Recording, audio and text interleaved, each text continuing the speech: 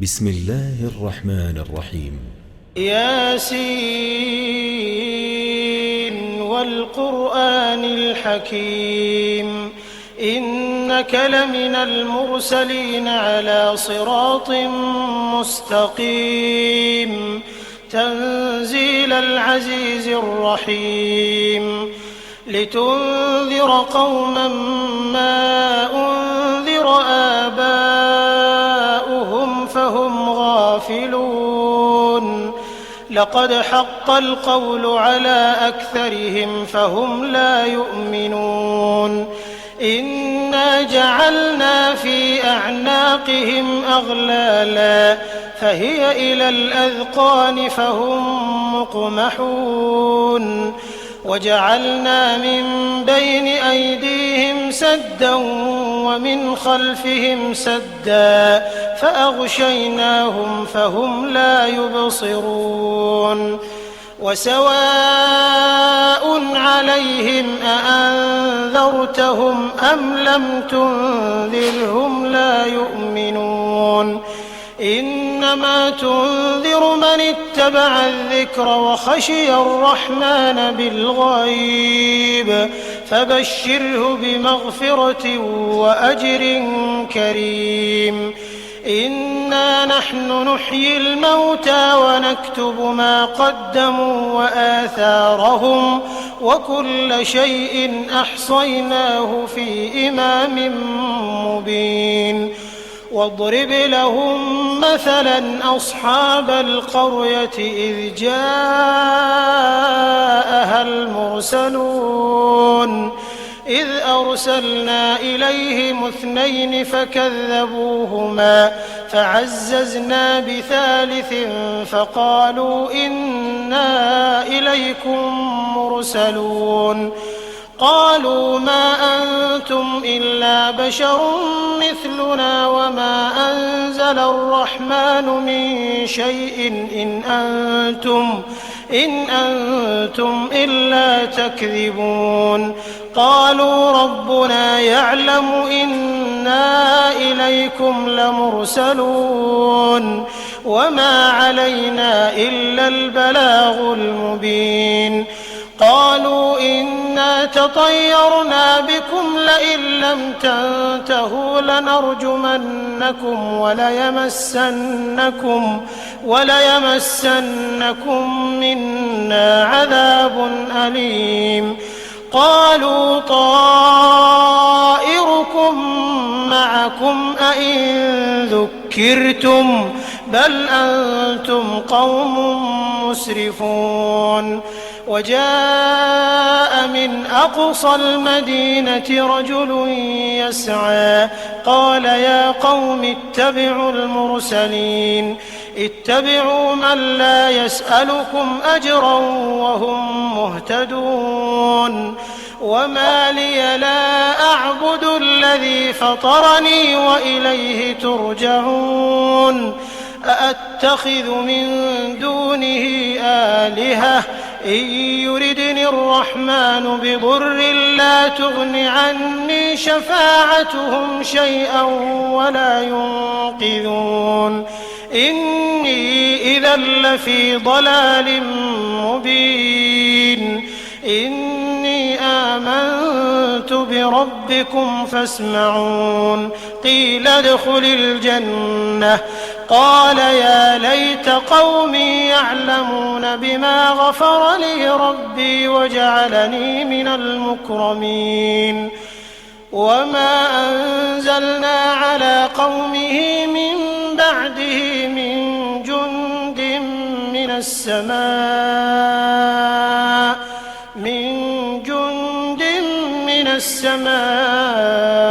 وما كنا منزلين إن كانت إلا صيحة واحدة فإذا هم خامدون يا حسرة على العباد ما يأتيهم من رسول إلا كانوا به يستهزئون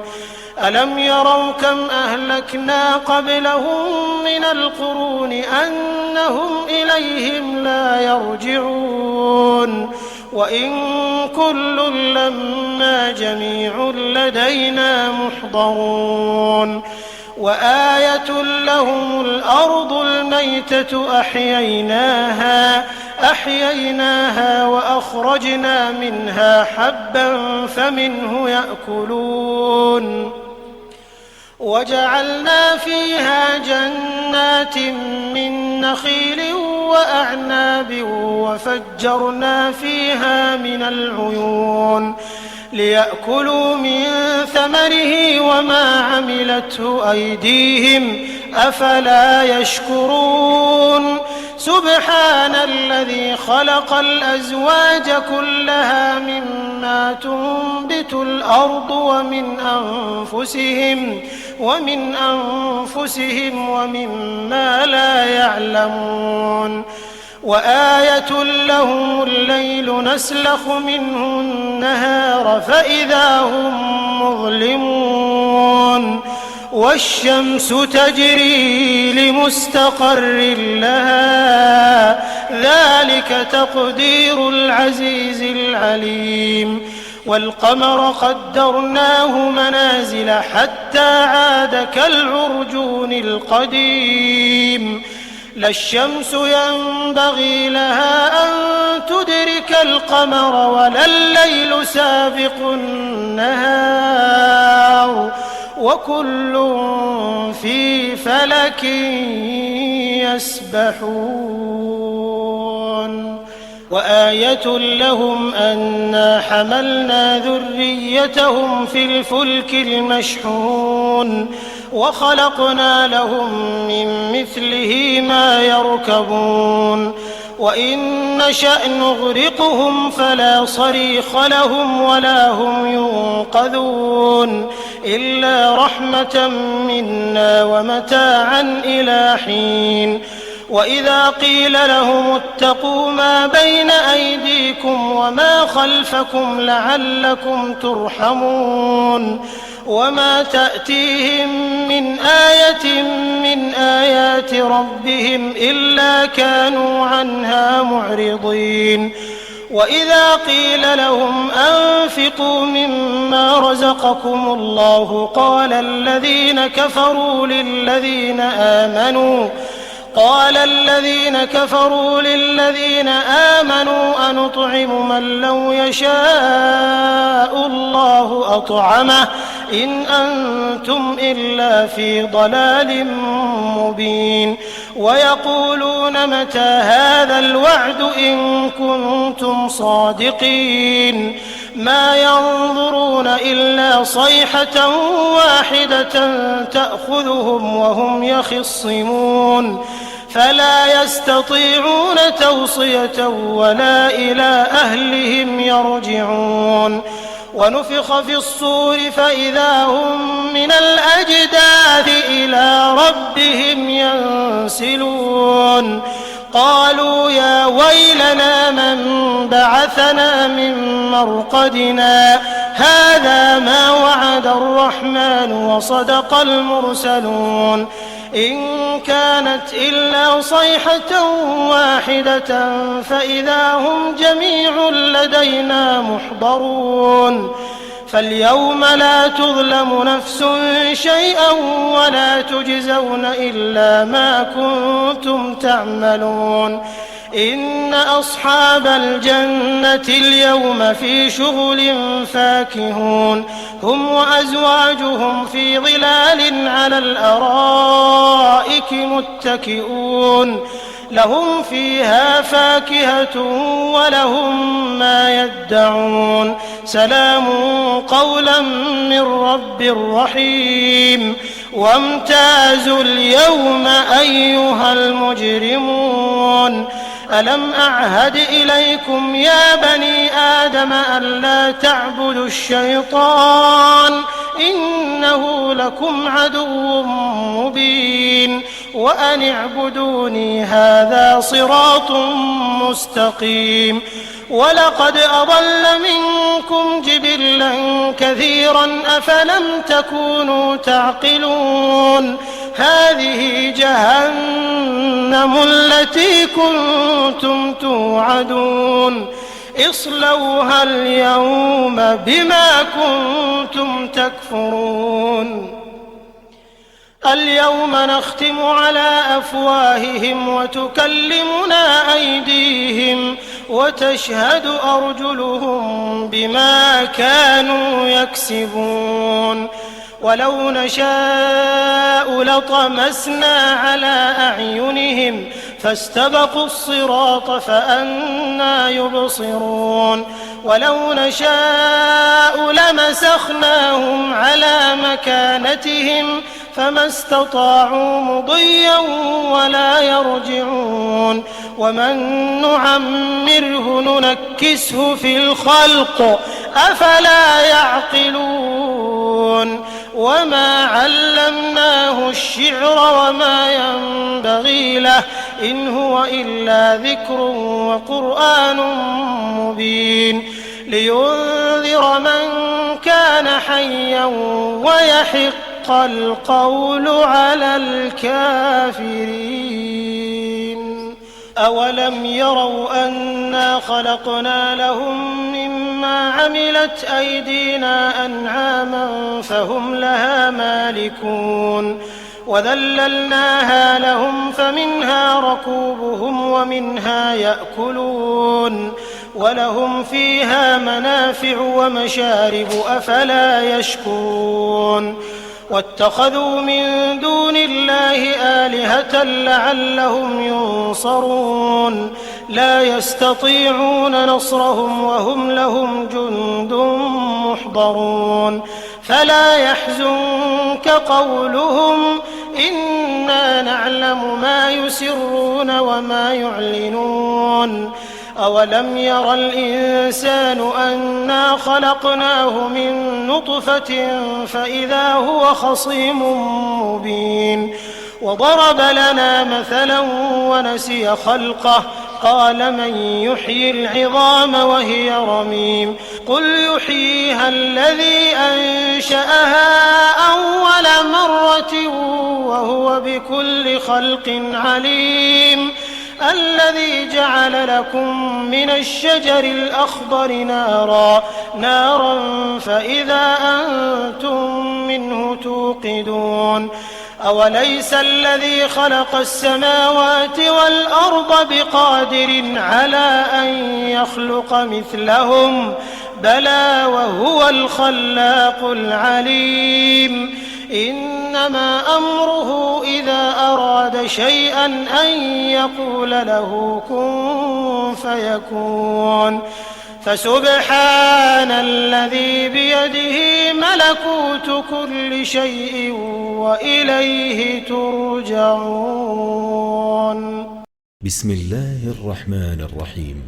إذا وقعت الواقعة ليس لوقعتها كاذبة خافضة رافعة إذا رجت الأرض رجا وبست الجبال بسا فكانت هباء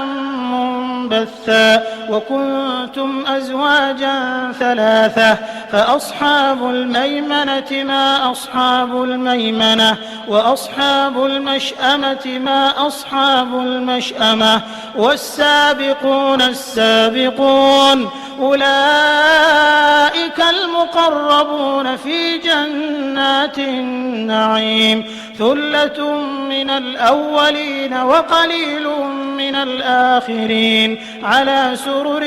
موضونة متكئين عليها متقابلين يطوف عليهم ولدان مخلدون بأكواب وأباريق وكأس من معين لا يصدعون عنها ولا ينزفون وفاكهة مما يتخيرون ولحم طير مما يشتهون وحور عين كأمثال اللؤلؤ المكنون جزاء بما كانوا يعملون لا يسمعون فيها لغوا ولا تأثيما إلا قيلا سلاما سلاما وأصحاب اليمين ما أصحاب اليمين في سدر مخضود وطلح منضود وظل ممدود وماء مسكوب وفاكهة كثيرة لا مقطوعة ولا ممنوعة وفرش مرفوعة إنا أنشأناهن إنشاء فجعلناهن أبكارا عربا أترابا لأصحاب اليمين ثلة من الأولين وثلة من الآخرين وأصحاب الشمال ما أصحاب الشمال في سموم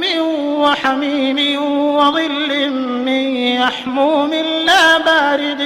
ولا كريم إنهم كانوا قبل ذلك مترفين وكانوا يصرون على الحنث العظيم وكانوا يقولون أئذا متنا وكنا ترابا وعظاما أئنا لمبعوثون أو آباؤنا الأولون قل إن الأولين والآخرين لمجموعون إلى ميقات يوم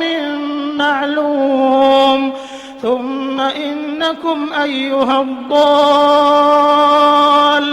المكذبون لآكلون من شجر من زقوم فمالئون منها البطون فشاربون عليه من الحميم فشاربون شرب الهيم هذا نزلهم يوم الدين نحن خلقناكم فلولا تصدقون أفرأيتم ما تمنون أأنتم تخلقونه أم نحن الخالقون نحن قدرنا بينكم الموت وما نحن بمسبوقين على أن نبدل أمثالكم وننشئكم فيما لا تعلمون ولقد علمتم النشأة الأولى فلولا تذكرون أفرأيتم ما تحرثون أأنتم تزرعونه أم نحن الزارعون لو نشاء لجعلناه حطاما فظلتم تفكهون إنا لمغرمون بل نحن محرومون أفرأيتم الماء الذي تشربون أأنتم أنزلتموه من المزن أم نحن المنزلون لو نشاء جعلناه أجاجا فلولا تشكرون أفرأيتم النار التي تورون أأنتم أنشأتم شجرتها أم نحن المنشئون نحن جعلناها تذكرة ومتاعا للمقوين فسبح باسم ربك العظيم فلا أقسم بمواقع النجوم وإنه لقسم لو تعلمون عظيم إنه لقرآن كريم في كتاب مكنون لا يمسه إلا المطهرون تنزيل من رب العالمين أفبهذا الحديث أنتم مدهنون وتجعلون رزقكم أنكم تكذبون فلولا إذا بلغت الحلقوم وأنتم حينئذ تنظرون ونحن أقرب إليه منكم ولكن لا تبصرون فلولا إن كنتم غير مدينين ترجعونها إن كنتم صادقين فأما إن كان من المقربين فروح وريحان وجنة نعيم وأما إن كان من أصحاب اليمين فسلام لك من أصحاب اليمين وأما إن كان من المكذبين الضالين فنزل من حميم وتصلية جحيم إن هذا لهو حق اليقين فسبح باسم ربك العظيم. بسم الله الرحمن الرحيم. الرحمن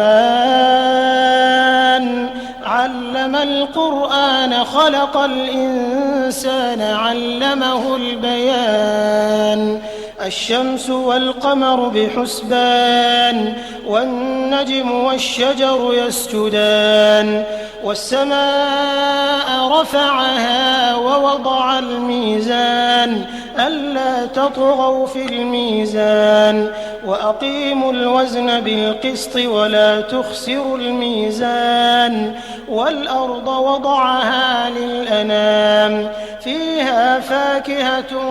والنخل ذات الأكمام والحب ذو العصف والريحان فبأي آلاء ربكما تكذبان خلق الإنسان من صلصال كالفخار وخلق الجان من مارج من نار فبأي آلاء ربكما تكذبان رب المشرقين ورب المغربين فبأي آلاء ربكما تكذبان مرج البحرين يلتقيان بينهما برزخ لا يبغيان فبأي آلاء ربكما تكذبان يخرج منهما اللؤلؤ والمرجان فبأي آلاء ربكما تكذبان وله الجوار المنشآت في البحر كالأعلام فبأي آلاء ربكما تكذبان كل من عليها فان ويبقى وجه ربك ذو الجلال والإكرام فبأي آلاء ربكما تكذبان يسأله من في السماوات والأرض كل يوم هو في شأن فبأي آلاء ربكما تكذبان سنفرغ لكم أيها الثقلان فبأي آلاء ربكما تكذبان يا معشر الجن والإنس إن استطعتم أن تنفذوا من أقطار السماوات والأرض فانفذوا لا تنفذون إلا بسلطان فبأي آلاء ربكما تكذبان يرسل عليكما شواظ من نار ونحاس فلا تنتصران فبأي آلاء ربكما تكذبان فإذا انشقت السماء فكانت وردة كالدهان فبأي آلاء ربكما تكذبان فيومئذ لا يسأل عن ذنبه إنس ولا جان فبأي آلاء ربكما تكذبان يعرف المجرمون بسيماهم فيؤخذ بالنواصي والأقدام فبأي آلاء ربكما تكذبان هذه جهنم التي يكذب بها المجرمون يطوفون بينها وبين حميم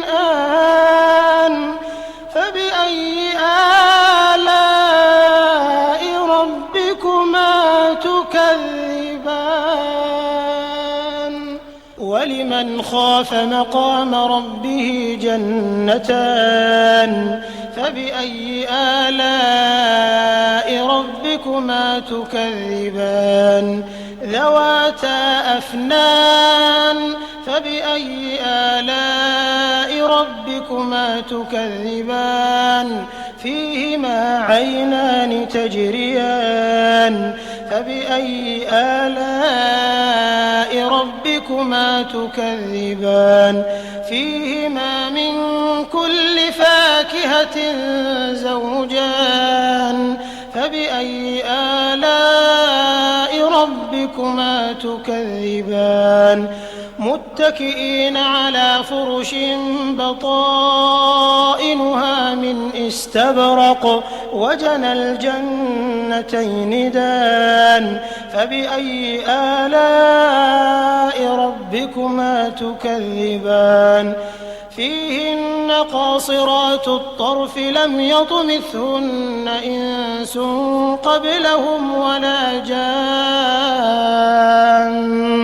فبأي آلاء ربكما تكذبان كأنهن الياقوت والمرجان فبأي آلاء ربكما تكذبان هل جزاء الإحسان إلا الإحسان فبأي آلاء ربكما تكذبان ومن دونهما جنتان فبأي آلاء ربكما تكذبان مدهامتان فبأي آلاء ربكما تكذبان فيهما عينان نضاختان فبأي آلاء ربكما تكذبان فيهما فاكهة ونخل ورمان فبأي آلاء ربكما تكذبان فيهن خيرات حسان فبأي آلاء ربكما تكذبان حور مقصورات في الخيام فبأي آلاء ربكما تكذبان لم يطمثهن إنس قبلهم ولا جان فبأي آلاء ربكما تكذبان متكئين على رفرف خضر وعبقري حسان فبأي آلاء ربكما تكذبان تبارك اسم ربك ذي الجلال والإكرام بسم الله الرحمن الرحيم تبارك الذي بيده الملك وهو على كل شيء قدير الذي خلق الموت والحياة ليبلوكم أيكم أحسن عملا وهو العزيز الغفور الذي خلق 7 سماوات طباقا ما ترى في خلق الرحمن من تفاوت فارجع البصر هل ترى من فطور ثم ارجع البصر كرتين ينقلب إليك البصر خاسئا وهو حسير ولقد زينا السماء الدنيا بمصابيح وجعلناها رجوما للشياطين وأعتدنا لهم عذاب السعير وللذين كفروا بربهم عذاب جهنم وبئس المصير إذا ألقوا فيها سمعوا لها شهيقا وهي تفور تكاد تميز من الغيظ كلما ألقي فيها فوج سألهم خزنتها ألم يأتكم نذير قالوا بلى قد جاءنا نذير فكذبنا وقلنا ما نزل الله من شيء إن أنتم إلا في ضلال كبير وقالوا لو كنا نسمع أو نعقل ما كنا في أصحاب السعير فاعترفوا بذنبهم فسحقا لأصحاب السعير إن الذين يخشون ربهم بالغيب لهم مغفرة وأجر كبير وأسروا قولكم أو اجهروا به إنه عليم بذات الصدور ألا يعلم من خلق وهو اللطيف الخبير هو الذي جعل لكم الأرض ذلولا فامشوا في مناكبها وكلوا من رزقه وإليه النشور أأمنتم من في السماء أن يخسف بكم الأرض فإذا هي تمور أم أمنتم من في السماء أن يرسل عليكم حاصبا فستعلمون كيف نذير ولقد كذب الذين من قبلهم فكيف كان نكير أولم يروا إلى الطير فوقهم صافات ويقبضن ما يمسكهن إلا الرحمن إنه بكل شيء بصير أمن هذا الذي هو جند لكم ينصركم من دون الرحمن إن الكافرون إلا في غرور أمن هذا الذي يرزقكم إن أمسك رزقه بل لجوا في عتو ونفور أفمن يمشي مكبا على وجهه أهدى أمن يمشي سويا على صراط مستقيم قل هو الذي أنشأكم وجعل لكم السمع والأبصار والأفئدة قليلا ما تشكرون قل هو الذي ذرأكم في الأرض وإليه تحشرون ويقولون متى هذا الوعد إن كنتم صادقين قل إنما العلم عند الله وإنما أنا نذير مبين فلما رأوه زلفة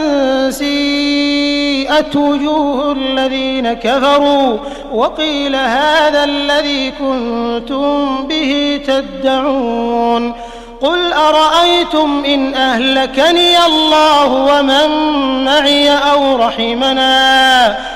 رحمنا فمن يجير الكافرين من عذاب أليم قل هو الرحمن آمنا به وعليه توكلنا فستعلمون من هو في ضلال مبين قل أرأيتم إن أصبح ماؤكم غورا فمن يأتيكم بماء معين